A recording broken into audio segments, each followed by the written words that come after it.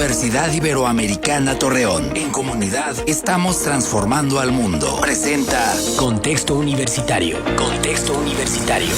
Le agradecemos al doctor Andrés Rosales Valdés, director de personal del Ibero, que esté con nosotros para hablar sobre clima laboral y pandemia. Y seguimos la línea, ¿no?, de esta revisión, lo que ha significado para los departamentos de recursos humanos, para la gente que está a cargo del personal, lidiar con estas situaciones y además con los ordenamientos de las autoridades de los diferentes niveles. Doctor, gracias por estar con nosotros. Saludamos Manuel Cerrato y Marcela Pámanes.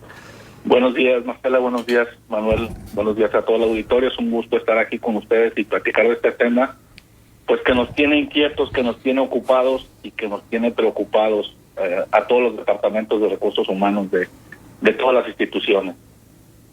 Así es. ¿Dónde están los puntos finos de lo que se debe de atender y cuáles son las dificultades que se han venido presentando con más frecuencia? Sí, bueno, hay que recordar de inicio que en México el coronavirus nos tomó con un panorama ya muy frágil, muy debilitado en el tema laboral. Nos tomó en el arranque de implementación de una reforma laboral que no ha dejado totalmente satisfechos a todos los sectores. Ya en muchos espacios políticos, sindicales, empresariales, en las cámaras, ya se escucha que hay que reformar a la reforma, y eso es muy peligroso. Entonces nos toma con un panorama laboral muy, muy frágil ya en el país, ¿no? Por otro lado, el manejo errático del gobierno federal y de los gobiernos estatales, por lo que nos toca aquí en la zona metropolitana de La Laguna, pues no ha dejado fuera el tema laboral. Han sido muy erráticos. El aparato jurídico que asesora a los gobiernos, pues han encontrado finamente aristas para permanecer dentro de la legalidad, pero al mismo tiempo no aplican a cabalidad las premisas de la protección de los derechos de los trabajadores. Es decir, dejan muchas cosas a interpretaciones, y esas interpretaciones pues son muy riesgosas porque cada empresa pues va haciendo lo que interpreta o lo que sus aparatos jurídicos o asesores legales le dicen, ¿no? Uh-huh. Entonces, esto es sumamente riesgoso, y ahí es donde tenemos el principal problema, la falta de comunicación clara en los lineamientos. Un día nos dicen que la barba y el bigote va a ser prohibido para la nueva normalidad, y los departamentos de recursos humanos dan esa instrucción a sus trabajadores con todo lo que ello implica para algunos. Se presentan sin barba, pero resulta que al día siguiente el gobierno saca otro comunicado oficial diciendo siempre no, sí se vale la barba y el bigote. Digo, en cosas tan simples, Marcela, que son pues riesgoso el estar tomando decisiones en las empresas con este tipo de información tan errática que nos está dando a ratos el gobierno. Claro, porque luego los trabajadores también lo interpretan como un atentado a sus libertades, ¿no? Y entonces cuestionan mucho a la empresa o a la institución cuando el cuestionamiento tendría que ser hacia quienes decretan. Desde luego, y finalmente los que damos la cara pues son los departamentos de recursos humanos, y somos los que tenemos que estar pues lidiando con esto en el día a día. Y está bien que nos toque esa parte, pero está bien cuando tenemos las reglas claras, cuando tenemos los lineamientos bien fundados y fundamentados, como dicen los abogados, y de tal manera que nosotros tengamos los elementos para poder actuar en consecuencia. Pero uh-huh. Cuando un día nos sacan un decreto en el diario oficial y al día siguiente nos dicen que hubo una fe de ratas y que hicieron algunos cambios en la redacción, pero esos cambios cambiaron totalmente el acuerdo o el decreto que habían dicho una noche anterior. Entonces, esto es el principal problema. Obviamente esto nos causa un clima laboral nacional pues tenso, y que cualquier otra cosa pudiera desatar otro tipo de crisis. Ya tenemos una crisis sanitaria, tenemos una crisis financiera y no lo podemos negar a nivel nacional y a nivel de empresas. Tenemos crisis laboral, hay cientos, miles de empleos que se están perdiendo en el país todos los días. No podemos llegar a una crisis social. Tenemos que reactivar esto de una manera y tenemos que cuidar que esto no se dé. Y eso también es tarea de las empresas y es tarea de los responsables de recursos humanos. Claro. Que nosotros cuidemos el clima laboral, que cuidemos la salud física, la salud mental, la salud emocional de nuestros colaboradores, de tal manera que ellos sean fuertes, que sean receptivos, que interpreten bien esta pandemia y este cambio que dicen volver a una nueva normalidad, pues yo digo, tenemos que regresar a vivir de una manera diferente y tenemos que aprender que esto nos vino a cambiar la forma en que hacíamos las cosas anteriores. Doctor Rosales, hay una situación que es cierta, ¿no? Por ejemplo, se determinó que en el inicio de semana concluía, el 1 de junio, el programa federal de Susana Distancia, ¿no? Las jornadas médicas de Susana Distancia. Por otra parte, el gobierno estatal, estoy hablando de Coahuila específicamente, decreta que desde Coahuila no se pueden reanudar algunas actividades, sí da pie a que se reanuden otras, pero finalmente en la controversia de a quién sí le hago caso, a quién no le hago caso, pues entonces de pronto se puede hacer ahí un nudo gordiano.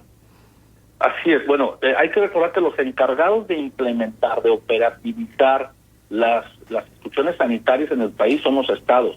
En ellos recae la responsabilidad de implementarlas. Es decir, el gobierno federal no tiene esa capacidad ni ese alcance. El que lo tiene es el gobierno estatal. Entonces, el gobierno federal lanza un primer mapa del país donde prácticamente todo el país aparece, los 31 estados de la República aparecen en rojo o en naranja, y eso significaba que no podríamos regresar a las actividades, salvo las empresas esenciales de la construcción, la minería y el sector automotriz. Entonces, ¿qué es lo que hace el gobierno de Coahuila? Dice, a ver, en Coahuila hemos tenido brotes, hemos tenido 2 regiones donde hemos tenido muchísimos brotes. Un momento, vamos a parar esto y no vamos a arrancar. A mí me parece muy sensato lo que hace el gobierno estatal, claro, al no arrancar esto, porque estamos en un pico de la pandemia, al menos aquí en la zona metropolitana de La Laguna, y obviamente no implica solamente el estado de Coahuila, ojalá en el estado de Durango también hiciéramos algo similar. Para parar esta movilidad que se está dando, los índices de movilidad en la región siguen siendo altísimos, no se han parado, y sí tienen una razón económica, pero creo que la razón sanitaria también debería empezar.